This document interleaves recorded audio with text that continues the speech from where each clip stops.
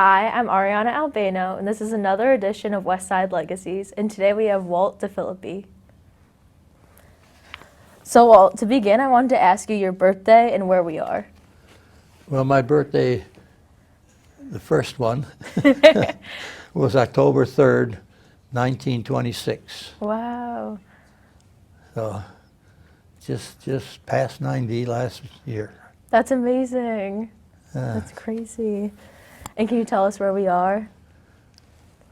Where we are right now? Oh, we're in the high school, West Springfield High School, in their studio, where we're going to do this show. Awesome. So how long have you lived in West Springfield? All my life. Really? Well, you know, except for 2 years in the Navy, 4 years in college, one job I had, I covered 8 states, so I was traveling all the time. Right. So, you know, but I always ended up home in West Springfield. So you were born here? Yes, I was born here. Amazing. And you still live here? Still live here. That's Yeah. crazy. I like it here. Me too. What changes have you seen around town? Oh boy, I know it's a lot, probably. there's so many changes. This where we're sitting. Right. You know, the change in the schools. I went to school in the Cowing School, Okay. where the gym was about the size of this room. Wow. And if you went in for a layup playing basketball, you had to put your foot out to stop yourself from hitting the wall. Wow. It's some of the shopping centers. You know, the center down on Memorial Avenue was a racetrack Really? when I was just 10, 11 years old. A dog track. Oh, wow. Yeah. The one on Riverdale, the people who owned it wanted to make a horse race track out of it, but we have that facility.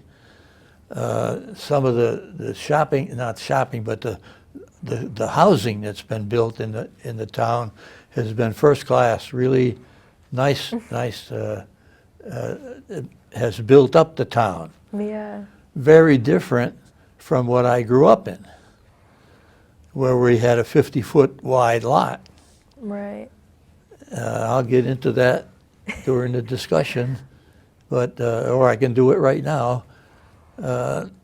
If that's well, the street that I grew up on was in the Merrick section. Okay.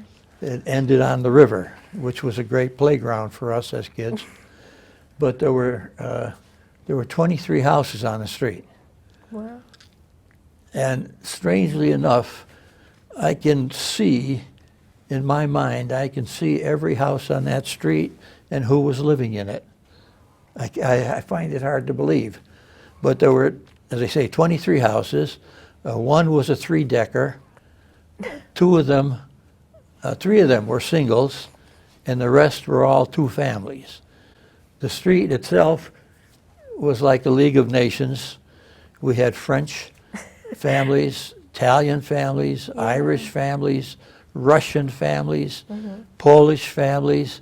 I even had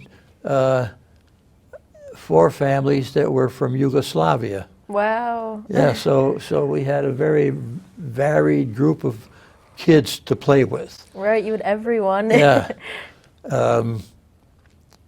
If the houses, all the other houses were all 2-family. Okay. They were very different from the houses today because, for one thing, there were no showers. Oh my God. There wasn't enough hot water. Right, that's crazy. So until my father changed the heating system in our house, we were heating with a wood stove, coal stove. Then it became kerosene. But then he remodeled, he put in a boiler, so we were heating with steam, and the boiler then produced hot water, and then he also put in a water heater, so now we had enough water to do a shower. Wow. You took 1 bath a week. Yeah, that's a And lot the rest of of work. the time you did sponge baths. Oh my God. So That's one big change. Yeah. Another one was the phones. My father worked on construction, so we needed a phone. So we had a phone, but the 5 people who lived around us, they used ours. Wow. And well, one guy was also a policeman. He had a phone. But we're forever calling, hollering out the window, so-and-so, you got a phone call. And the thing is, the phones were party lines. So at one time, we had 6 people on our phone. So when you wanted to make a phone call, you had to pick it up. If somebody was talking, you had to put it back down. Or if you had something like an emergency, Yeah. you asked them, say, I really have to make this call. Can you let me use the phone? Yeah, you have to boot them off. So everybody had to be good friends. Cars were the same thing. If I close my eyes and look up the street, I can remember which houses had garages. Wow. And which ones had single-car garages and which ones had doubles. And I calculated that we had 9 cars on the street. Out of 20 houses? Out of 23 houses. Oh, wow. My father, again, had a car because he worked on construction, and he had to go where he had to go every day. I'm trying to think of what else was so different in today's house. One, the lots and the number of bedrooms. My house, my father's house, my father and mother's house was a 2-family, and we had my mother and father, my grandmother and grandfather slept in the attic. Wow. My sister had her own bedroom. My bedroom was the dining room, and there was a couch in the dining room, and that was where I slept. Didn't have a lot of clothes. My grandfather died young, and my bedroom became where they put the coffin. Oh, jeez. They put 2. That's why all those houses in the Merrick section, and in the older sections of town, had 3-foot doors for the front door and the door into the living room. Yeah. Because you had to have room to move the coffin in and out. Because in those days they waked the deceased in the house. I slept up in the attic when he died. Yeah, that's a crazy change. until after the funeral, then I got my bed back. We didn't need big closets because we didn't have much in the way of clothes. Right. I had one suit that was for church. I had my school clothes, and I had my play clothes. That was it. Of course. I had 3 pairs of shoes, a good pair for church, another pair for going to school and go doing things. The 3rd pair was for play. Nice. And they were strange because if sometimes, the shoes weren't built then the way they are now. Right. And the soles were glued on. So sometimes you had to walk a different way because the sole would come undone. And if you walked a normal step, it would get under the shoe. And sometimes you would crack it. So what you had to do when you walked is you put your foot down, you had to flip it up so it would flip up the sole, and then you put it down. Oh we looked a little strange. Yeah, you have to walk around but your shoes. we saved the shoes until it could get glued again.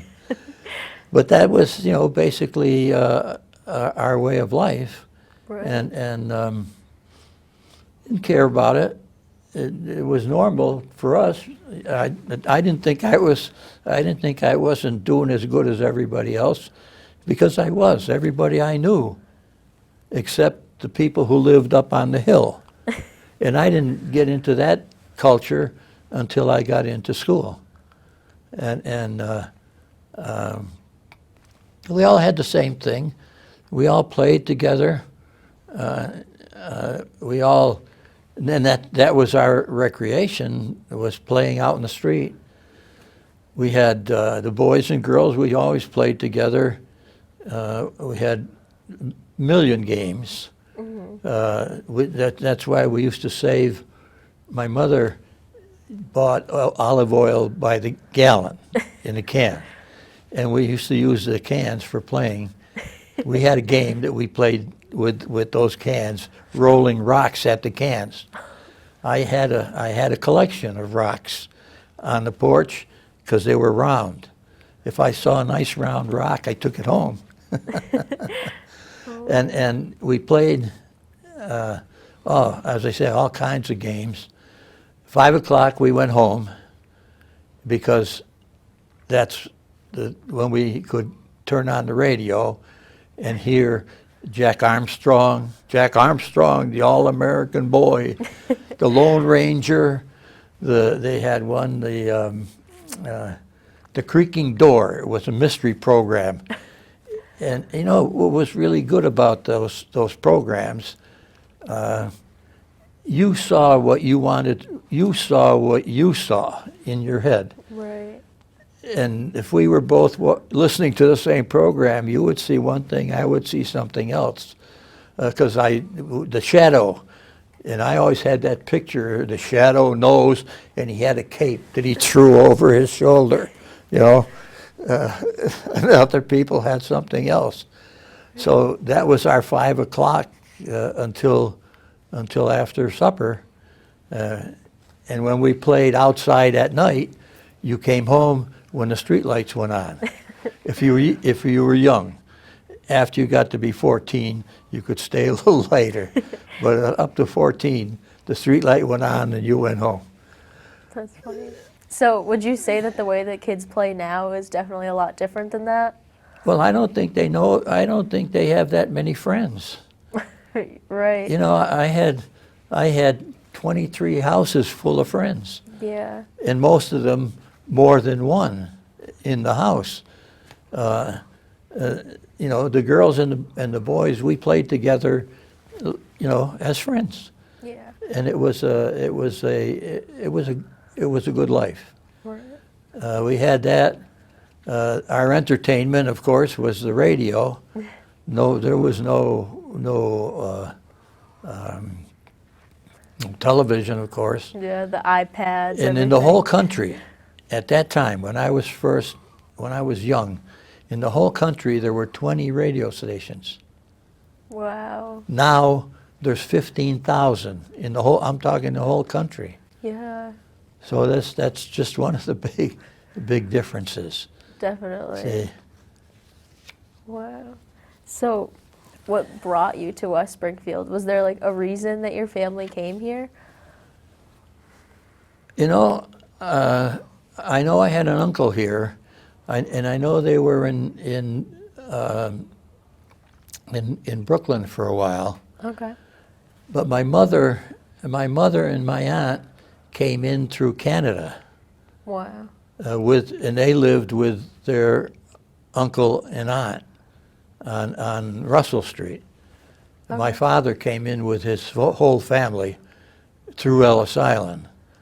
Oh, wow. In fact, one of my aunts, they wouldn't let her off the boat because she had a cold. They put her in a special building until she got over her cold, and that's when they let her get off the island and come and live with the rest of the family. And where did his family come from? My family came from northern Italy. Ooh, that's cool. Two small towns near Milan. Mm-hmm. It's funny because they each came from a different town, small towns that had joined each other, but they never knew each other till they got here. Wow. So That's crazy. I wanted to say that this is hard. This is a hard thing to do. They told me to talk about myself, And strangely enough, that's very difficult because you're saying I, me, over and over again, and you're saying things that you accomplished. It sounds like you're bragging, but you're just telling things the way they are, and that's the way it's got to go. Yeah. So, because I don't tend to brag, but I have things to talk about. Yeah, you've done a lot. Yes. Well, I wanted to start with the fact that, and I forget the name now, Tom Brokaw wrote a book about my generation. Mm-hmm. He called it The Greatest Generation.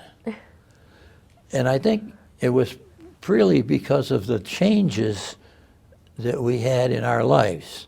Right. We grew up in the Depression, Mm-hmm. which is not a good way to go. In 1929, the stock market crashed, Mm-hmm. and the jobs flew away, and very few people had jobs. As they say, I was lucky my father was a great craftsman, and he was working most of the time, but he had some tough times.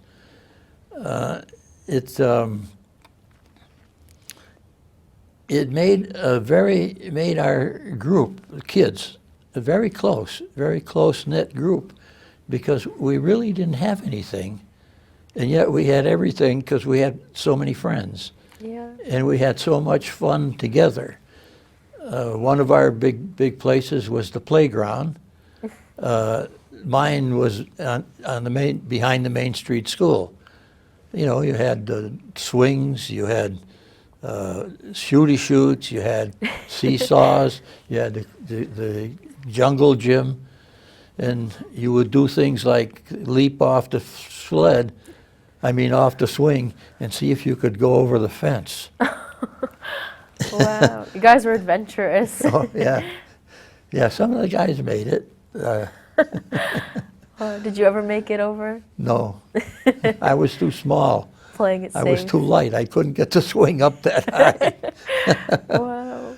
But it created a real bond between, I think, the kids in my generation. Right. We did a lot of things to help each other, and I think the adults too, because they didn't have anything. President Roosevelt started a lot of things as a result of the Depression and no jobs. He started the WPA, the Works Progress Administration. Yeah. When we were at the playground, we learned how to play chess and play checkers and those kinds of things because there was a WPA worker that they gave this job to just teach. to have him get some money into the house. There was also the CCC, the Civilians Conservation Corps. Yeah. These were all young people, and it was like the Army. They lived in tents, they lived in the forest, and they did work in the forest and built some of the parks. They built they built the dike in West Springfield after the 1936 flood. A lot of the young guys who were living around my neighborhood, the older ones in their 20s, worked on that dike in front of our street. Wow. There was the ERA, the Economic Recovery Act, which funded the pool that was at the ERA Park. We called it at that time. That was Mittenegg Park. Wow. And they had a big pool there that was funded by the ERA. They also did a lot of the roads in the park and those kinds of things. And those were what kept people going, all those government programs that gave them a place to earn a living. Right. That's amazing. So, as a kid, you were definitely very centered around other people. Is that what kept you going? It's what? Other people? Yes. That's it? Yeah, because you were always with somebody else. One thing we did was we all worked. When I was 10, two of my friends and I walked out to the Checky farm, which is almost to the city line. Wow. It's probably, I don't know, 4 or 5 miles from where we lived. Right. And we went there to pick beans. We picked string beans, and we would, for 10 cents a bushel. It was a lot of money. and we would fill the bushel, bring it back in, and the farmer would stamp on it. And he'd say, "It's not full, go fill it." So he'd take it back out, fill it again, bring it back in, he'd stamp on it again. Take it back, fill it again. You know, the layers keep getting thinner. Right. Finally get it full. It would be the end of the day, and we'd earn 10 cents. I'm sure that he made at least 2 or 3 bushels out of that one when it came time. And we did that. And he never had the 2 dimes and a nickel to pay us. He always had, 3 dimes. He always had 2 dimes and a nickel. So we had to come back the next day to get our other nickel. He's tricking you. Yeah. Well, that's how we. And I did it 3 days, and I said, no, he's never going to have that other nickel. Yeah. And I said to him, "Give me my dime, because I'm not coming back tomorrow." The other 2 guys went back a couple of days, and then they did the same thing. So, but that was at 10. 11, we were picking blueberries, 10 cents a quart. 12, I was on construction. I had a job as a water boy. And all my friends were, I was lucky because all my friends were working on the tobacco fields. Oh, gosh. So as a water boy, my job was every hour, I had a bucket and a dipper, wash them both, fill them with cold, fresh water, and then go around the whole job and give everybody a drink of water. And I was 10, 12 years old. I felt like a big shot because I'm walking across the beams on the construction. I'm doing all this stuff. And in between bringing out the water, I had to pick up nails. Where the carpenters were working, this was depression. You didn't waste a nail. Yeah. So I would pick up nails that they dropped on the ground, and I would take pieces of lumber that they had cut and separate it by size and by length. So they didn't have to cut a piece off of a long board if they had a piece that was here.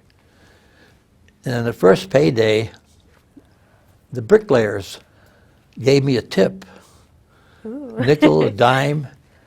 So when I filled the bucket of fresh water, the first guy who got it was my father.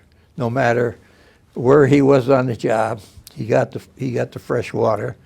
Usually my uncle was with him, so they got the fresh water. After them was the bricklayers. They got the next round of the water, and then I went back to the laborers and the other guys who were on the job. And the carpenters used to holler at me, so they were last. It never dawned on them to be nicer. Right. Maybe they'd get treated better. But that was my first job. And every summer after that, I had a job, full-time summer job. In fact, I've never had a summer vacation. Wow. Because when I worked for the pipeline, my job kind of stopped when the ground froze, because I used to do testing electrically to see what was happening to the pipe. So the company used to send me to Houston when it froze. Actually, I wouldn't go till after the first of the year because I wanted to be home for Christmas and New Year's. So anyway, I'd go to Houston, get a car, get all of my instruments down there, get the maps, drive usually up to Mississippi. Then I'd work the pipeline, and by April I would usually be in Kentucky. Wow. And drive back to Houston, turn in all my reports, turn the car in, turn all the stuff in, and then fly back here and start working in my territory again. Right. I did that a couple of years, and then I got married, and I told him I'm not doing this anymore. And actually I didn't have to, because by then the pipeline was in New York City. And in New York City, doing my job, you had to deal with the subway system. Oh. Because the pipeline would pick up the current from the subway system 30 miles away. Wow. So it was a very, very delicate situation there, because you were dealing with very high amperage, high voltages. So, but that kept me from going south. You know what? I just noticed one thing that I forgot. Okay. When I was talking about the houses. There was no such thing as a refrigerator. Everybody had an ice box. And there was an iceman who went around, and you had a card that you put in the window, and it had on it a penny's amount, like 50 cents, 25 cents, 10 cents, you know, and that would tell him how big a chunk of whatever was on top, that was the number that he used. So if you had the 25 cents on top, he cut off a 25-cent piece of ice off of the big, he had huge cakes of ice in his truck, and he chopped a piece off. He had a rubber apron, and he'd grab it with his tongs and throw it on his shoulder and come in the house and put it in the refrigerator. So, and you had to remember at least twice a day to empty the pan that was under the refrigerator. Otherwise it would flood and would flood the floor in the kitchen. Wow. So that eliminated, there was no such thing as frozen foods. And you had to be careful with the meats. So we went to the store a lot. Right. Because they had refrigerators. My mother used to send me to the store, which was just a few blocks away when I was 6 or 7 years old. No money, because the grocer would write down what you had on his list. And at the end of the week, my father, or my mother actually would pay him for whatever we bought. So I wasn't carrying any money around, and I went there with a list. But the refrigerator, I'm trying to think. That's such a big difference, though, from Oh, today. God. Oh, yes. No money in your I think pockets. that we probably didn't get a refrigerator for maybe five years. Wow. And then they finally came in with the first refrigerators. So, and from then on, they just got better and better and better. So Right. that's one of all those things that we lived with all got better over time. I don't even talk about airplanes and those kinds of things. Oh yeah, I forgot about the Boys and Girls Club. That was one of the things we had for entertainment. The Boys and Girls Club at that time was a house. Okay. And we used to go there and do, like soap carving and other kinds of crafts and things. We had our own games. We had one that we called Murder that we did in the cellar. We'd turn off all the lights, and this was just the boys. Turn off all the lights, and we all had one boxing glove. and then we would hide. And when somebody went by, you hit them with the glove. Wow, you would never see that today. No, it's a boys' game. And we'd play that until we got sick of getting hit, and then we'd go back upstairs and turn on the lights. Oh my God. So, but it was a fun game, and we really didn't hit that hard. It just, it was a boy thing. Yeah. But that was, and then they tore the house down when they built the boys' club. Okay. Actually, the boys' club was built on property that one of my uncles owned, my father's uncles owned. Oh, cool. Yeah, we had a little farm down there. They had a dog that was vicious. And my mother used to send them scraps to feed the dog, and that damn dog used to chase me every time. Not chase me because he was on a chain, Okay. but he would go to the end of that chain, and he would really look like he wanted to eat me up. I hated to do that job. Oh no. But I'd go there, and I would go to the end of as far as he could go, and then his mistress would come out, and she would make me feed him.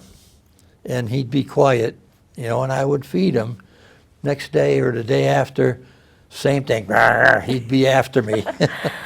But they tore that down when they built the Boys and Girls Club. So, Walt, you wanted to tell us about your different jobs you've had? Yeah. Okay.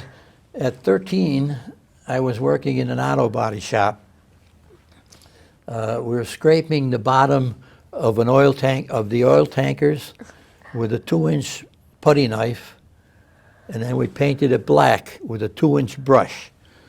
I'm sure that he gave us the job to keep us off the street and give us some money to bring home, because that takes a long time. But one thing happened in this job that was kind of funny. I was working with one of my friends, and the boss's nephew had the good job up in the second floor, because in those days they sent the fenders all wrapped up with straw in brown paper, and somebody had to take all that stuff off, throw the paper out the window, and just kind of wipe off the thing. And he came down to see what we were doing, and he got intrigued with what we were doing, and he said, "How about letting me help you?"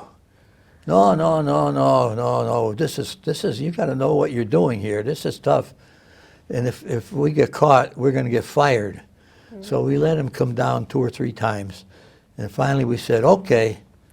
We showed him how to do the thing, and he got under there and he's singing, da, da, da, having a good time, and we're upstairs taking off the fenders, throwing the stuff out the window. When we had a big enough pile, we jumped out the window, run around, jumped out the window again. Well, on one jump, I looked down the street and I saw this black Cadillac coming up the street. It was the boss.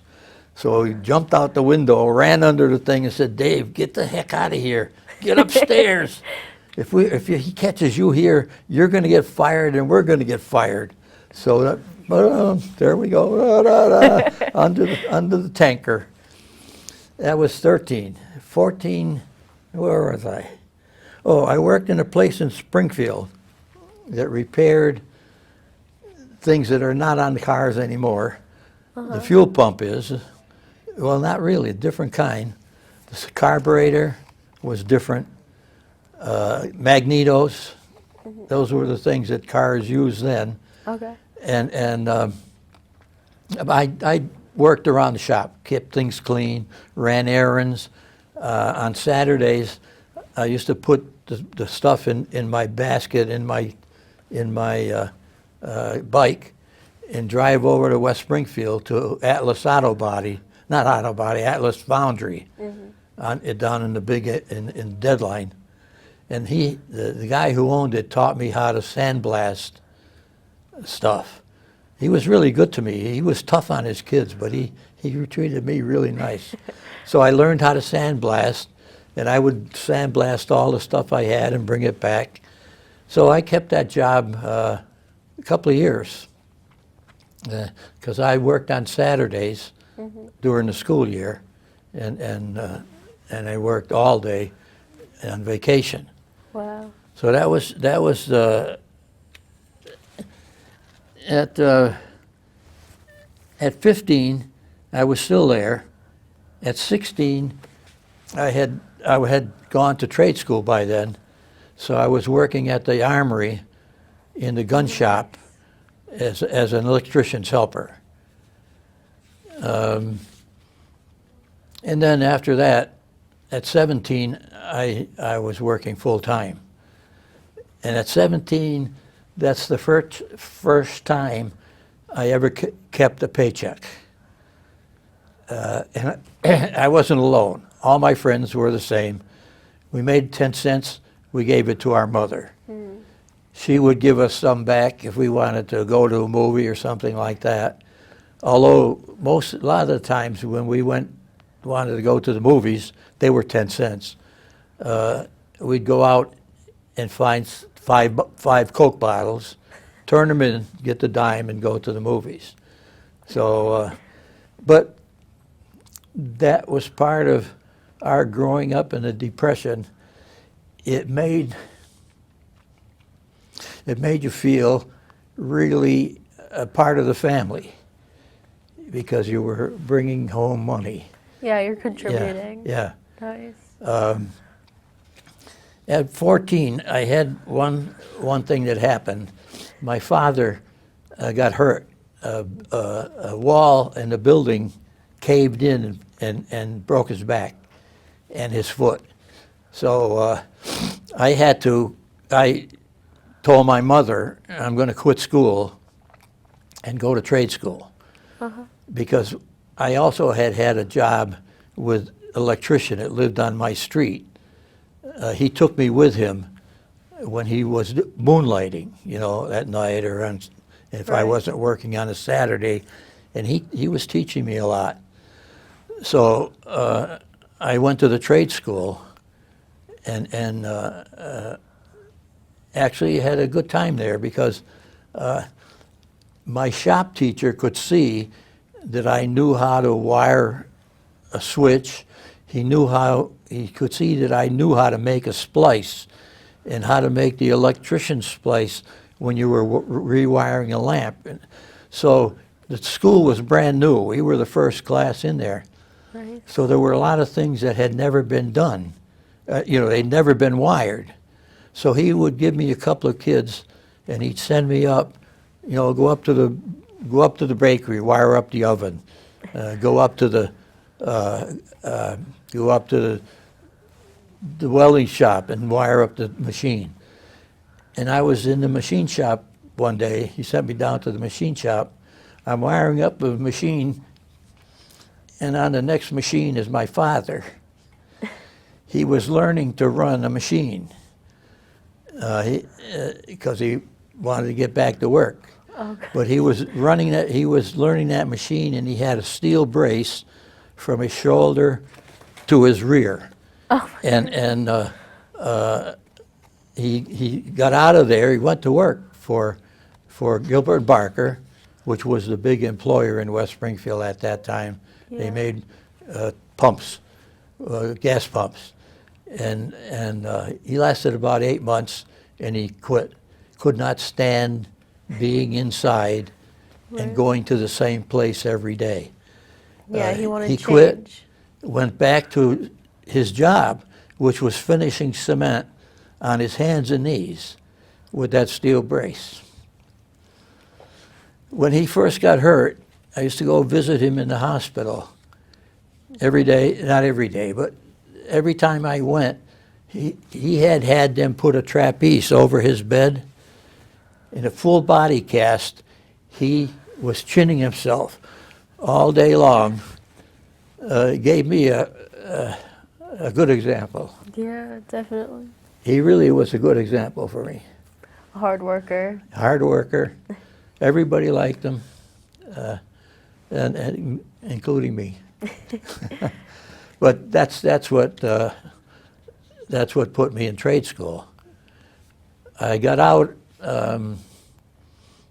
when I was 17. I enlisted in the Navy. The war had started by then. Yeah. in 1941, and I enlisted in the Navy, but they didn't take me at that time. It was getting close to the end of the war, and they weren't taking. All my friends enlisted at the same time. I wasn't no big hero. I was doing what everybody else felt that they were obligated to do. Right. And the war was winding down, so they weren't taking kids at 17. So the school, I had good grades. The school let me out in January. I still graduated in June, but they let me out in January to go to work. So I went to work as an electrician's helper, and I worked until, with that, it was the first time I kept the paycheck, because I had a car then.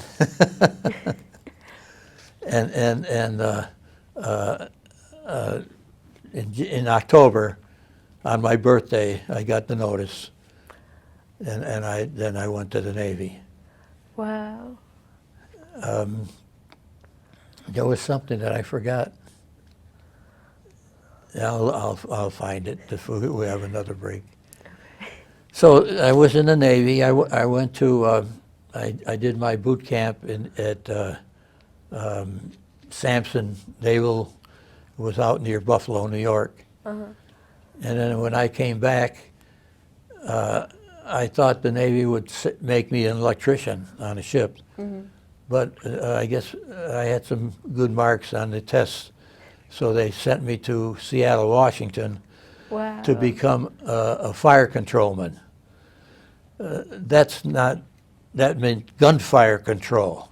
Yeah. We were the ones who aimed the guns and calculated the timing on the shells, and it was quite an experience going there, because two of us were from the East Coast, a kid from Schenectady and me.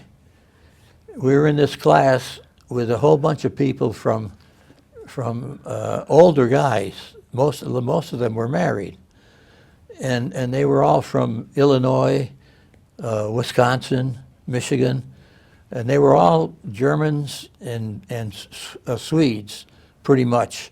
There were a couple of others, but the majority were German and Swedes. And Bernie and I were the only two Italians in the class. And they really leaned on us.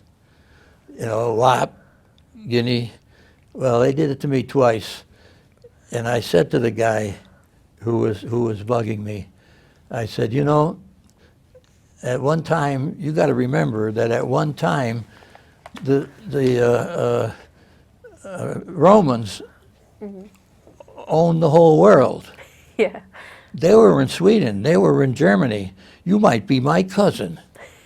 So be careful what you say. Right. And then I'd say to them, you know, I'm really proud to be Italian, because, you know, we did a lot. The Italians did a lot.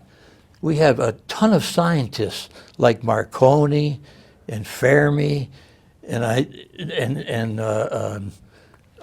then I had them all at the tip of my tongue. Right. And I said, plus, we weren't just inventors, we were also fantastic painters. And then I started with Da Vinci. That's the one I forgot, with the inventors, with Da Vinci and Michelangelo, and went through all the painters I could think of. And I'd say, plus, you know, we had a lot of really good musicians like Verdi, who wrote all those operas. And I don't know any names from your countries. I remember Wagner, who wrote an opera, and I remember Jenny Lind from Sweden, who was a singer. But we had Caruso, and I named half a dozen, 3 or 4 women, and then I'd stop, because I wanted to save some for the next time he said it. And that's, every time they called me that, I would hit them with 4 or 5 different things of what we did, what the Italians did, that their countries didn't do. after the second time after that, they never said it. They never busted me again. They did. They stayed on Bernie, but we became really good friends. When we graduated from this school, Bernie and I graduated 1-2. I was the only one who got promoted. I came out as a first-class seaman. Bernie came out second with the rest of them. Our next school was in Fort Lauderdale, Florida. Nice. And we had to take a train from Seattle to Chicago, then from Chicago to Fort Lauderdale. And guess who's in charge? Here I am, the youngest guy in the class, and I'm in charge of this whole detail going down to Fort Lauderdale. Well, on the train, they all had sleepers, but I'm the chief, so I have a compartment.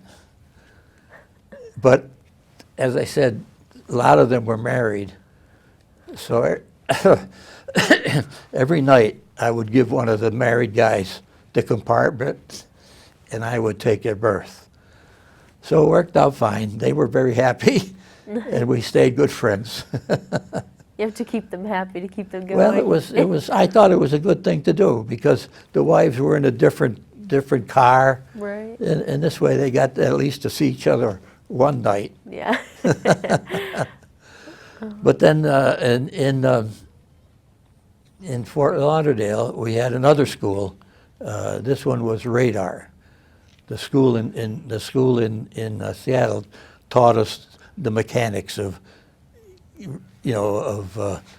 all that machinery that it took to do this stuff, because we had to maintain it aboard ship. Right. And the one in Fort Lauderdale was strictly radar. Radar was pretty new at that time, a few months old, and they had changed the sights on the gun sights that we used. Well, I shouldn't say gun sights, the directors that we used, because these directors directed the guns on how to move. The only one was a 20 millimeter, which they called a machine gun, and it was operated by one guy. It had a sight on it that had a gyroscope, because when you move a gyroscope, it tilts. And on the gyroscope, there was a mirror which showed the crosshairs on the sight. So the faster they moved it, the more it would move, and it would move the sight so that the operator would move the 20 millimeter to lead the airplane. Yeah. So, but the others were just stationary. They turned, but they were, they came from different sites that we had. So then I got sent to Newport because the war in Germany was over while I was in Seattle. Okay. The war in Japan was still going on. And then they sent me to Newport to get my ship. And I got on an aircraft carrier, brand new, Franklin D. Roosevelt. I had to ship down to Rhode Island, not Rhode Island, to Newport News in Virginia. So then I took the test and I got promoted to a petty officer, third class. So I had a group of 50 kids, strikers we call them, in my area. I was in charge of all the guns on the forward, quarter, starboard, which is how they spread the stuff out from the guys in my division. who were fire control. Each one of us had 1/4 of the ship, and we were responsible for all the guns that were in that area. We had the 20 millimeter, we had 40 millimeter, and we had 5-inch 50s, which shot big, big shells. Yeah. The other two were all more like machine. Even the 40 millimeter was almost like a machine gun, because it shot one shell after the other. Wow. without anybody loading it into the gun. They loaded a big rack, and they just went down the rack. So it was a good job. I liked it. We had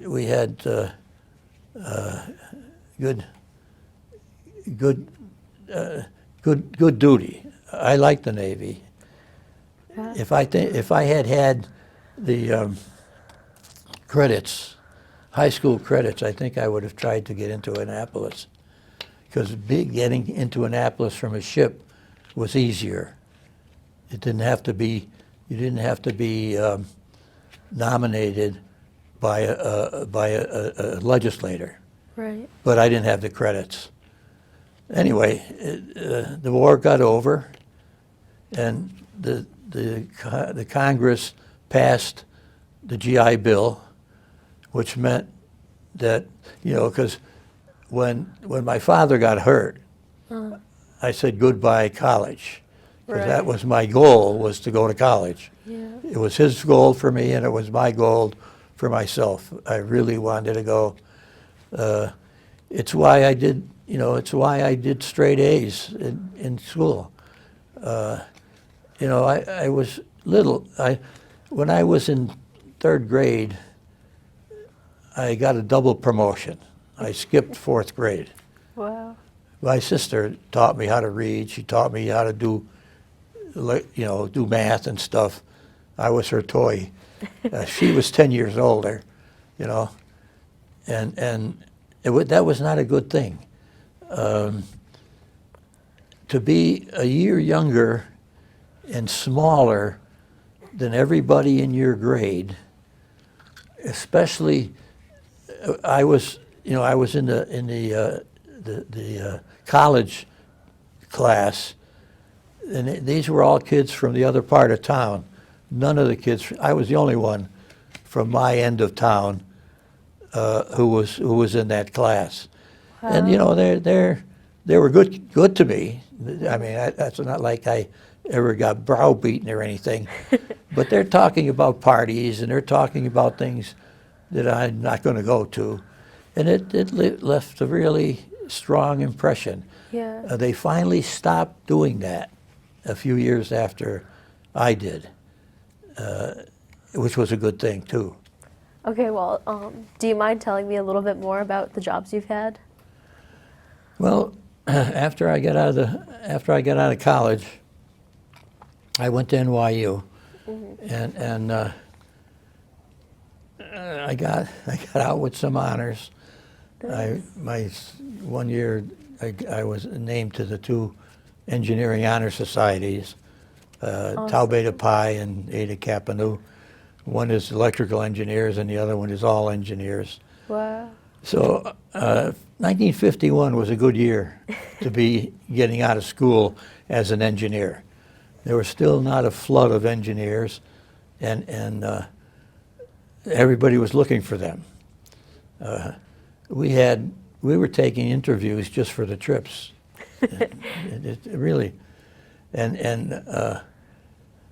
I had about, I don't know, 12 or 15 offers, job offers, and out of all of them, the best one I had was Pratt & Whitney. I got a job in their experimental test department. Guess how much I was getting paid? I don't know, $1. How about $125 a week? Wow. But it was a good job. I enjoyed the place for a while, but I didn't stay there very long. I came up with an idea for how I thought they could slow the airplanes down after they landed, which was a problem, especially with landing jets because they were landing at high speeds. I showed it to my group leader. I was in a group of 4 guys. Showed it to the group leader, and he poo-pooed it. And then a week later, I was delivering a report. We had to turn in these big reports. What I did there was doing stress analysis on the blades that were in the turbine, in the compressor. Okay. You know, we put these little strain gauges on there, and the strain gauges would change electrically, and I would get a roll of film that had traces on it, and I had to analyze these traces on the frequency of vibration of the blade, the amplitude, everything that the blade was doing. I could see on this tape. Tapes were long.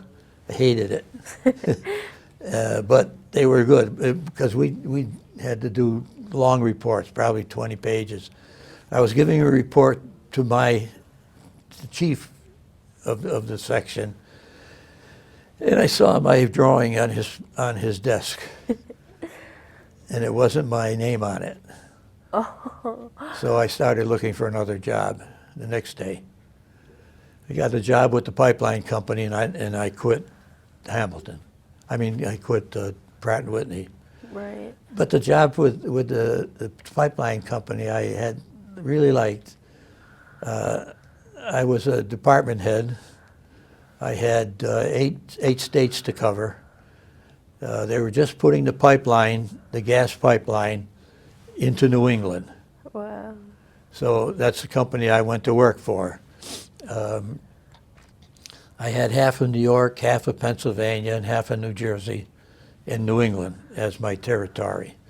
Actually, Maine didn't count because we didn't put any pipeline in Maine, but in all the other states. And my job there was to keep the pipe from corroding. It's actually the job of an electrochemical engineer. There's nowhere you could go to school to learn it. My boss came up from Houston. He spent 2 weeks with me, driving around, watching the construction, showing me how to test the pipe, how to test the coating, showing me. We did this job. When steel corrodes, it's like a battery corroding. You know, one part of it is negative, one part is positive. The current goes that way. Where it comes off the pipe, it takes electrons with it, pieces of steel. An ampere takes 20 pounds of steel off the pipe in a year. Now, if it's coming off a little space like that, you get a leak pretty fast. Yeah. So the way that I could tell what was happening was electrically. As I told you before, I had to stop in the winter because you didn't get the exact readings. They were not clear. It was my boss, as I say, came with me 2 weeks, showed me how to test the soil, because the way we stopped the corrosion was by charging that battery. We buried stuff in the soil, powered it up, made it DC, changed the soil polarity with the pipe to make the soil positive to the pipe, so it would negative with the pipe, so the negative ions would not come off the pipe. But you had to have special type of soil to do this with. Swamps were great. You know, I used to look at swamps and say, "Oh man, that's beautiful." People say, "What are you, nuts?" but it was a good job. He gave me a book to read. He said, "Read the book. If you have any problems, call me up." That was my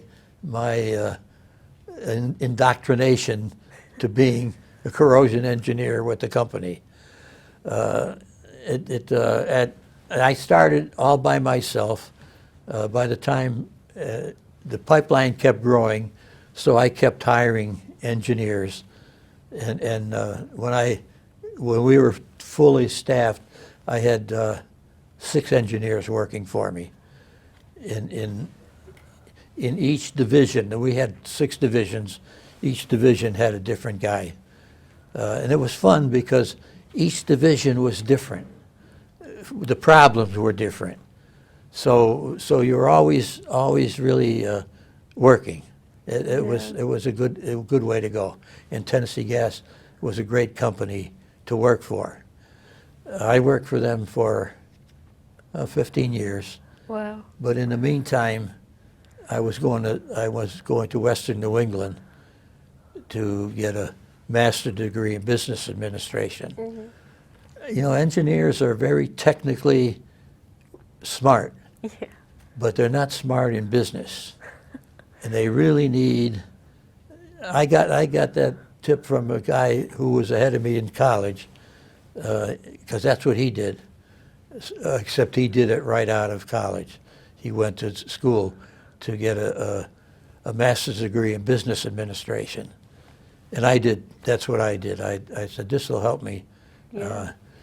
And at that point, I had left Tennessee Gas because a couple of reasons, but one of them was that I had a great great retirement system and a great saving system. They had a thrift plan and they had a retirement plan, and they matched the thrift plan with, I could put in 8% of my pay, and they'd match it. Wow. And the retirement plan was similar, but I forget the percentages now, not important. And I said, geez, when I get out, I'll be making more money than I'm making now. Right. When I have 3 kids and a wife, you know, and I have plans. So I quit because I ended up with a fair amount of money from both, because by then I was vested in the retirement plan and in the thrift plan. And I could get all the money that I had in there, all my money. Wow. And some of theirs, most of theirs. So I got out with some money that I could invest, because I had been investing in the market from when I went to work for Tennessee Gas, Mm-hmm. when I could invest by 10 shares at a time. There was a guy there who was very good in the market, and he took me in as a partner.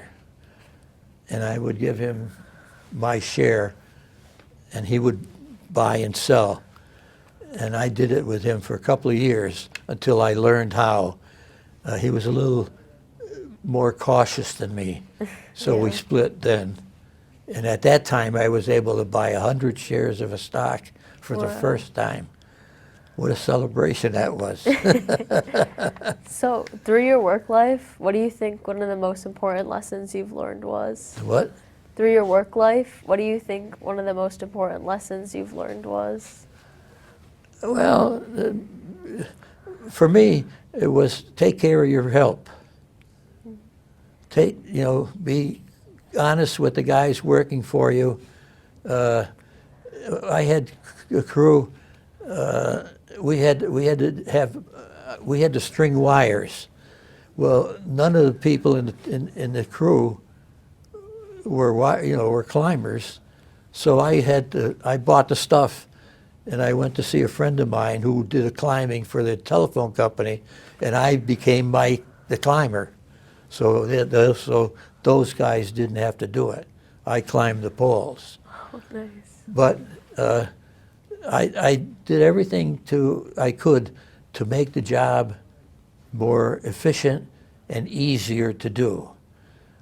For instance, I said that we did a lot of work in swamps. Mm-hmm. Well, doing that in the summer was really horrible, because these things that we sank in the ground weighed a couple 100 pounds, and trying to carry them out there was brutal. And we had to bury cables, and I finally, I said, I'm going to try something different. We're going to do one in the winter. It was perfect. They could fill, these things were empty. I used to buy, in the junkyard, I used to buy old water tanks, and we'd cut the top off because I had to fill it up with this Coke breeze. And I had to put a big carbon anode in it. And those were heavy to carry out in the swamp. So by doing it in the winter, they could fill this thing up from the truck, put it on a toboggan, and pull it out to where we were. We could dig a hole in the swamp and sink I cut the top and the bottom off a 55-gallon drum, sink it in that hole, and drive it into the mud. Now we could pump the hole out, and they could be working in the dry.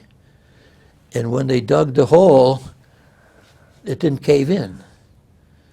So they were happy as heck with that. They loved that. They were griping when I mentioned it, when I said we're going to do this. But after that, they wanted to do it that way. And I always thought that was being honest with your workers and with the people that you had to deal with. Because after I left Tennessee Gas, I became the Northeast supervisor for a company out of Philadelphia, consulting engineers. And now I had clients, not just parts of the company. So, you had to be honest with your clients. Even if it was bad news, I would tell them. That's, instead of tap dancing around, it's easier to tell them right offhand and get it over with, and now you can iron it out if there's a problem.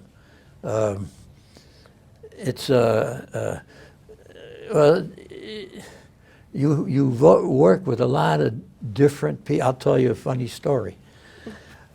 When I was working in a small island on a river in Massachusetts, and it was probably 20 feet from the bank to this island where we had good soil. So what I used to do was bring out an extension ladder, open it up, and let it fall on the island, put planks on it. Now we had our bridge. Right. Well, I had a technician. He was an engineer, but he very little common sense. Smart kid, but he hadn't worked enough to learn common sense. So I had him to put out that ladder one day. I said, Ed, get Paul and put the ladder out. Well, Paul was kind of a hot-headed guy, but he was a good worker, great worker, as long as he knew how to handle him. He had the front end of the ladder. They were carrying the ladder like a stretcher. He had the front end, Ed had the back end. Well, we got to the edge of the river. He's supposed to drop Ed's supposed to stop, and he's supposed to drop it down, and they stand it up and then flop it over. Well, Ed never stopped. He's walking Paul into the river. Paul is up to his knees when I noticed it. I was doing another job. I looked over there and I saw Paul, the water coming up, and I hollered at Ed, drop the ladder, jump in your car, and go back to the motel, and don't come back here the whole day. That'll give Paul time enough to cool off.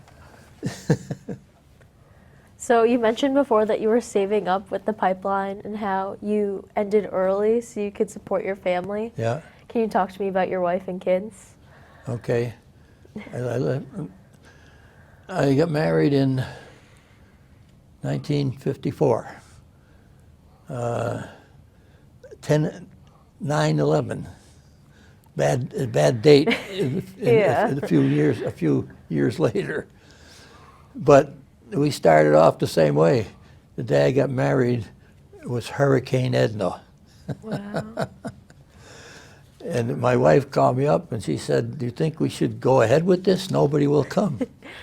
And I said, "My friends for free food and free booze, they'll drive for 50, 100 miles. So we did. We had the ceremony.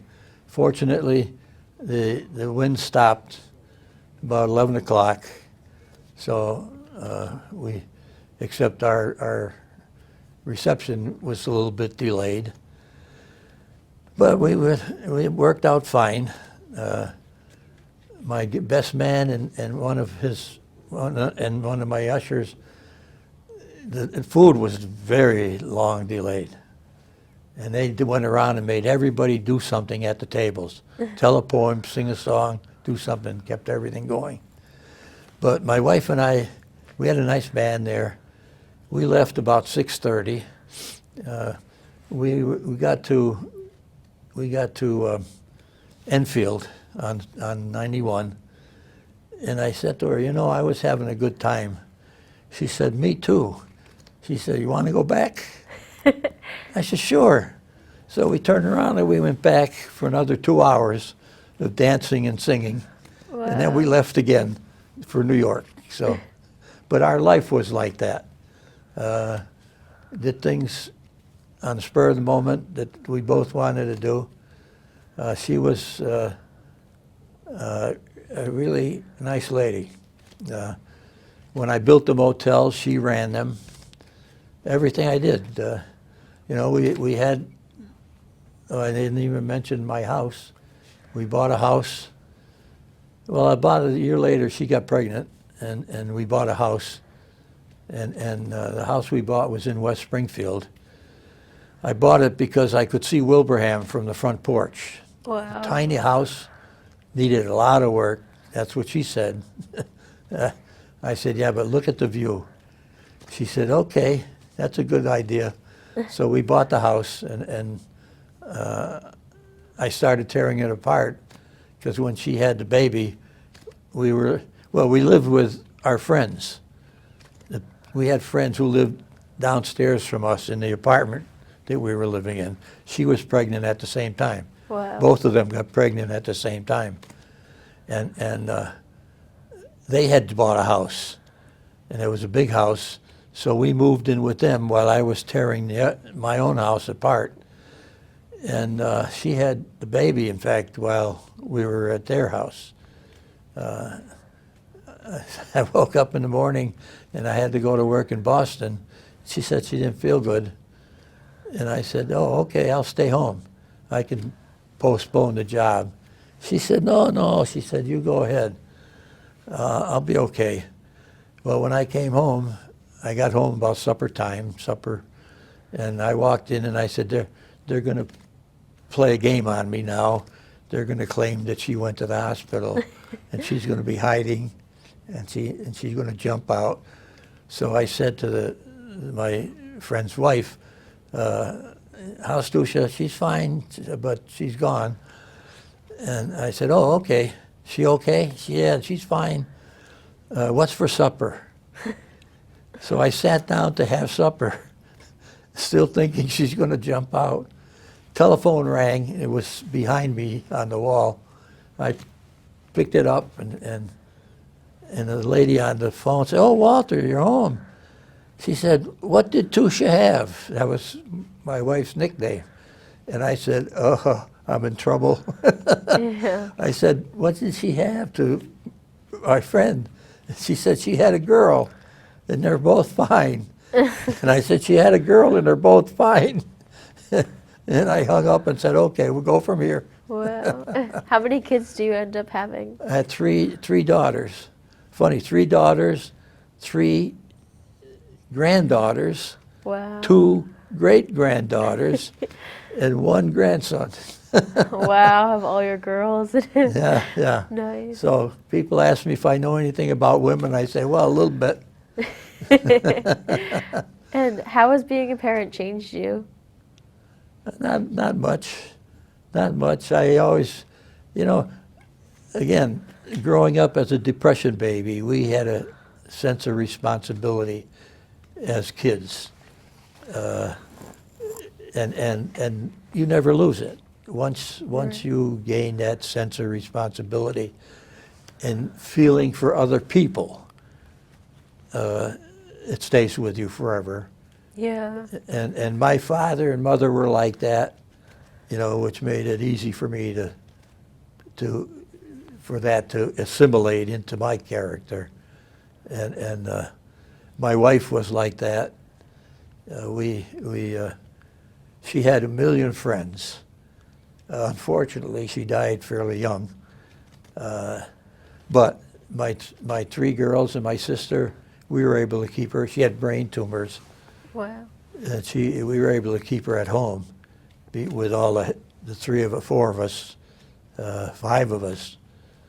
My kids would take a day off from work every week, so I could go to work 3 days a week. And it worked out fairly well, very well. They kept coming, we'd cure it, and then it would come back in 6 months. We Right. did that for a couple of years, and took her to Boston a lot. And she passed away. We were married 43 years. Wow. But she worked in every business I started, she was a part of. She ran the motels. I was the maintenance man. I built them and kept them going, but she handled the chambermaid. She handled the books. She handled all the vendors, on everyone that I built, and we had a good partnership. And what was your happiest moment with her? Oh God, we had so many. We had so many. You know, we got married. Right. And we had 3 kids, all well, all healthy. You know, we did things together all the time. When we first bought the house, she had a convertible, and I didn't. I had a company car, and the convertible was. I gave her my convertible, and I wanted her to have a garage for the winter. So I said, okay. We didn't have a garage with the house. They were just building the turnpike, and I went down. They were just crossing Riverdale Road, and I knew the guy who was their land agent, and I told him, I said, I'm looking for a garage. He said, there's one over there you can have. I said, how much? He said, $10. I said, okay. He said, but you have to have it off the property by the weekend. I said, okay, I can do that. I'll borrow a truck.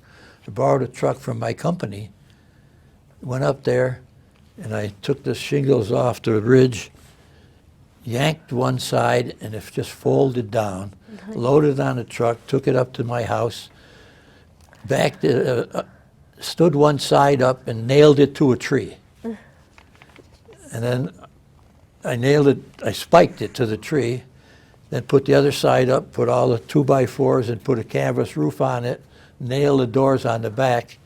That was her garage for the winter. In the winter, I designed a new addition, and our bedroom and a bathroom and a storage room, and I built the bottom with blocks and cement. The top, I took the garage apart, and that was all the wood for my addition. Nice. Except for the rafters and the joists. So what were some of the most important lessons you learned in your life? Some of the most important lessons you've learned? Just what I said. Be honest.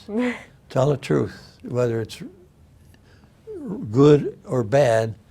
If it's bad, get it over with. Right. And that served me, served me in the legislature.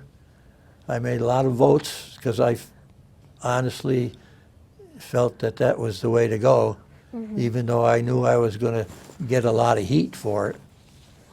I think I had that reputation there. So. Is there anything else you wanted to talk about that we didn't get to? Oh. Yeah, I haven't talked anything about school. All the buildings that I built, all places that partners that I had, all the apartments that I owned, when I was working 2 and 3 jobs at the same time, Right. what I did with the market, the stock market, in my night school. One good story is when I got out of the Navy and had to go to college and I didn't have the credits, I went to school in West Springfield. They had a deal for they had made a deal for veterans Okay. all over the country that you could take correspondence courses in a classroom with a teacher, and there would be and go as fast as you could go. There was always 4 or 5 guys in the classroom, but they were all doing something different. Right. And I got out in July, as I said, on a Tuesday started school on a Wednesday. I was able to do 2 courses before September. Wow. And then in September, I enrolled in my senior year at the high school, and I did the junior year at night school doing the same correspondence course things. Did the whole thing in 1 year. Wow. It was great. So you're very successful, and clearly you've done a lot, but is there anything that you'd really want to be remembered by? When I what? Is there anything you'd want to be remembered by the most? Or something that stands out that you'd want people to know about you? No, just what you've heard today. I'm sorry that we're not going to get to the rest of it, because there's a lot in there that I think it would help. No, I think that having a lot of friends of all ages, and knowing, that was one of the things with the Depression. Those kids that I grew up with, I might not see them for 50 years. Right. But if I needed something, I could call them. When I was running for office, I called on all of them. They all showed up and helped me and held signs and made calls. Wow. We had a very strong bond because we were all growing up under some tough circumstances. Mm-hmm. And it really unites you. If we could do that with the United States, we would really be the United States again, like we used to be. Yeah, definitely. Well, I wanted to thank you for coming, and I really appreciated the interview. And I think you've definitely had some crazy times in your life. I don't even know how you would go, like, pick beans for 10 cents. Well, when my wife was really bad off, I said that to her. We got married in a hurricane, and it hasn't stopped. We've had a good life together. So how exactly did you get into the motel business? Well, when I was getting my master's degree, I met one of my neighbors there. I knew him, but I didn't really know him that well. And we really got to like each other, and we thought a lot alike. He was worked at the gas company in the sales department, and he had bought a couple of houses with one of his cousins.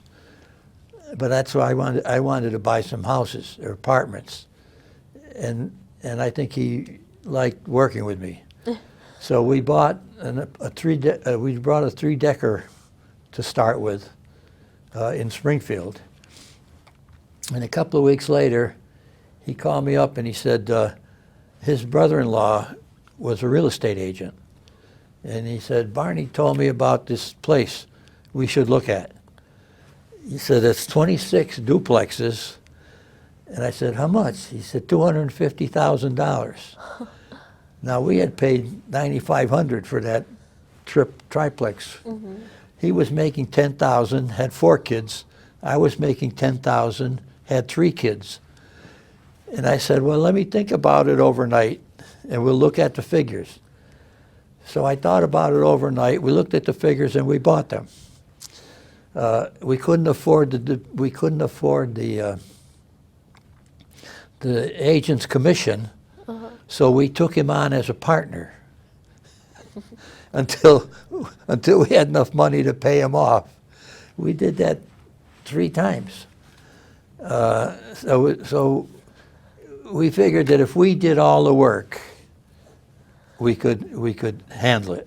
Right. Well, a little bit later, he had another one in Granby, 38 units, and by that time we had a couple of dollars in the bank, and we owed every bank in Springfield, so we took that one too. And then one time, now I had left that job and I was with the consulting group, and I had that trailer at the beach that my wife and I had bought, and we had a dog. So I was going to take my family to work with me down in Brockton. And I told Frank, if you want to use his kids had never been to the beach. Wow. So I said, if you want to use the trailer and you watch the dog, you're welcome to use it. So they came up for the week. When we went back on the weekend, we started talking, and he said, he said, the motel business looks pretty good here. I said, well, let's take a look. And he said, I found one. I said, okay, let's take a look. So we looked at it, and we said, we should buy this. It looks like it's really be a good deal. Our 2 wives said we were both nuts, but they went along with us, and we bought the motel. At the same time, we knew somebody at the Cape, and he called us up, and he said, I got a good piece of land you should look at. Oh, So we went to the Cape, and we bought a girls' camp at the Cape. Now, we're still making $10,000 a year. We bought the girls' camp because we were going to build duplexes on it. And then we saw another piece that we took an option on. And it was a horrible time to be at the Cape. We couldn't get $7,000 for an 80 by 100 lot, half a mile from the beach. Wow.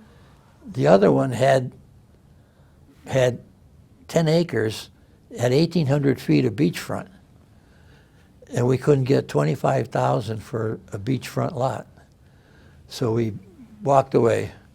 And again, Barney was going to be our partner because we didn't have the commission. So we decided, we ran the girls' camp as a rental, not girls, just a rental, seasonal rentals. We ran it for a year. My partner didn't like it at all. And I was running that. I was running, he had moved to Hampton, and I was running all the apartments that we had. I was still traveling the 8 states, and I said, we got to get rid of something. Yeah. And we got rid of the one at Hampton. Well, we had sold the apartments by then. Or we were selling them at that point. So we got into the motel business. We were going to expand. We bought the first one, then we bought another one the next year, bigger. This one was big enough to hire a manager. The first one we had to run ourselves. And then we bought another one, but it didn't go through. The lady backed out. Right. And then he found one that was right on the beach, but it had a big house. And I knew that could be a problem because it would take a lot of money to run that house. And that would come out of the profits, which were half mine. Right. So I said, okay, what we should do is I'll buy you out of this one. That way you can buy that one, and we'll be friends Otherwise, we're going to be enemies. Right. And we're friends to this day, Nice. even though he lives in New Hampshire. So we bought, I had bought this, we bought this bigger motel. It had one fault. It didn't have any frontage on the strip, on the road for an office. So I bought the land next door, which was shaped like a key, and came in front. Now it was my motel. So I built an office and a year-round motel behind it, so that I could have I could hire managers. Nice. And the other side had, the other side had 8 or 10 cottages on it. So we had the motel. We had over 80 units between the motel, an apartment house that came with it, the ones I built, and the cottages. We were busy, So. and I was still working. Right. I think I was in the legislature then. Wow. So you have so many motels and apartments and everything that Yeah. you owned. Can you tell us about how your family helped you run them? Oh, my wife ran everything. One of them, when I first bought that other piece of property, I put a miniature golf course on it. In the first motels that we had, my kids were, and his kids were the chambermaids. But then when they got to be 16, I made them go to work somewhere else because I thought they should have the experience, Right. not just working for me and their mother, but seeing how life really was. Yeah. Well, my middle daughter was big in fashion. She got a job in one of the stores. The other daughter got a job in a restaurant. The youngest one was too young, so she ran the miniature golf course. Nice. So everybody worked. We all worked together on everything. I would not have had the success that we had without my family. It was a joint effort. They just gave me a 90th birthday party. Oh.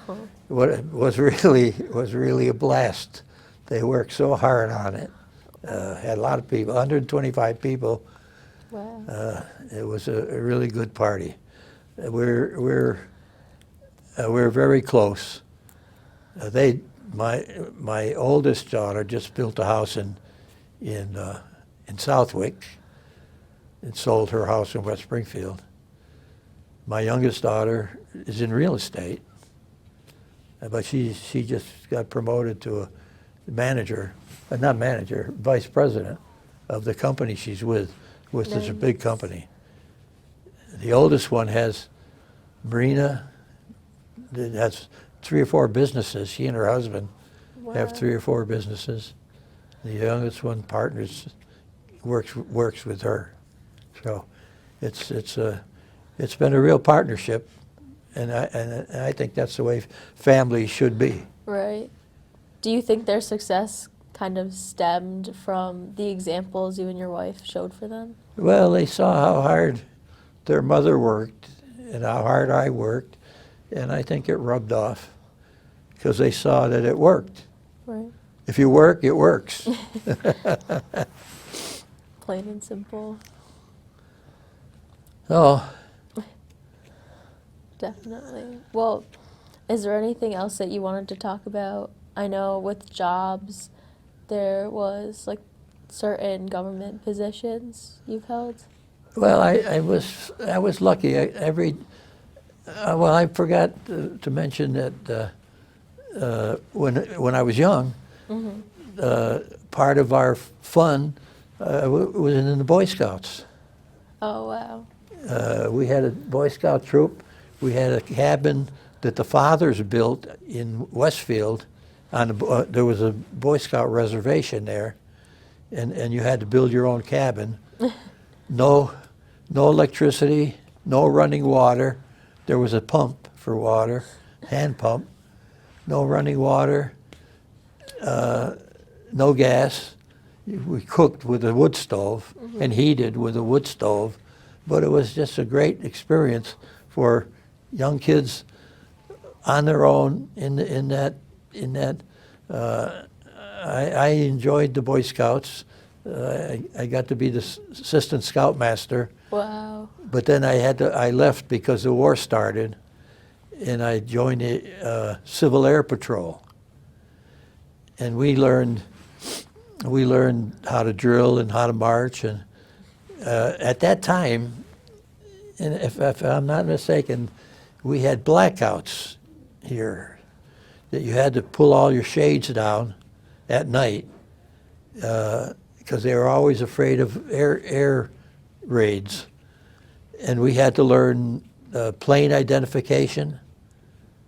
And I was in there until I went in the Navy. I got to be a sergeant there, and then I left for the Navy. Nice. So, can you tell us about your state rep job? Yeah, well, you know, in West Springfield at one time, they were going to tear down the whole Merrick section. Wow. And that's where I grew up. That's where my father lived, still lived. She had a renter for his he had a tenant to help him pay the bills on the house. He could walk to his club, which is on the next street. I mean, because at that time he was had trouble driving at night. And they were going to tear that whole area down to make it industrial. Well, there was one guy who lived on our street who had the same situation. His father had a little farm, and he didn't want to see it go, and that was the way they were able to live. So he had formed a group to fight this urban renewal, they called it. So he asked me to help him. And I said, yeah, I don't know anything about doing it, but I'll do what I can. And we got to have to go to meetings with this finance committee and with this board and that board, and I'd never done any of that before. But I found that we won. Nice. We beat it in town meeting. And I thought, well, this works. And I saw the finance committee, which was probably the most influential committee in town, because they had to rule on every penny spent in the town. And I said, that's where I want to go. And you had to work to get on it. But I was able to get on it. And in a couple of years, I became chairman. And at that time, people were really interested in doing things for the town. I was able to pick my finance committee, 15 people, because I wanted 2 lawyers, I wanted 2 accountants, I wanted 2 engineers, I wanted 2 ordinary working people, and almost everybody that I asked said yes. Wow. Except there were 3 or 4, and when I asked them, I knew it was a long shot, because they were guys that were so busy. But it worked out really fine. Well, after the finance committee, I said, I want to do more. You know, I didn't have a big action. I didn't feel like I did a lot. So I ran for the assessor's job. And I got that. And I did that for a couple of terms. And then the state rep's job came open.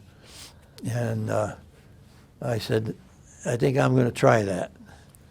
And a friend of mine said, you should run, you know, because I knew a lot of people, you know, and my family were big huggers and kissers, so I am too. And we were walking down the street, and I'm shaking hands with this guy and kissing this girl or lady, and he said, you know everybody in town, why don't you run for office? I said, okay, I'll give it a shot. And that's what I did. I was lucky My wife worked like heck, and she had a very good friend who had done a lot of that stuff. And between the two of them, they were like twins. Right. We made it. I had a tough job because the guy that was running against me worked very hard. But I won that one. Nice. And his wife later thanked me because he worked in a bank and he got 3 or 4 promotions after that.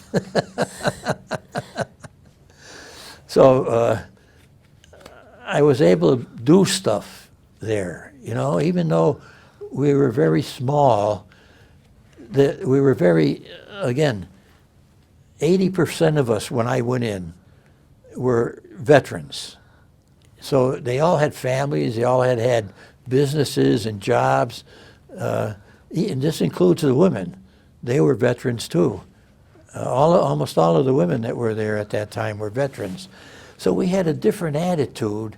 We really respected each other. You could fight with somebody at the microphone, you know, and I mean really argue, and then go sit down together and, you know, say, hey, how come you said that? And I'd say, well, I said that because I knew if I said that, you'd say what you said. You were respectful. Yeah. And you know, I had a carpool. There were 4 of us, and it was three. Well, first there was 2 Republicans and 2 Democrats. Then one of the Democrats got sick, so the guy who took his place was a Republican, and then one, you know, but we still, to this day, we still have a lunch once a year with the 4 of us.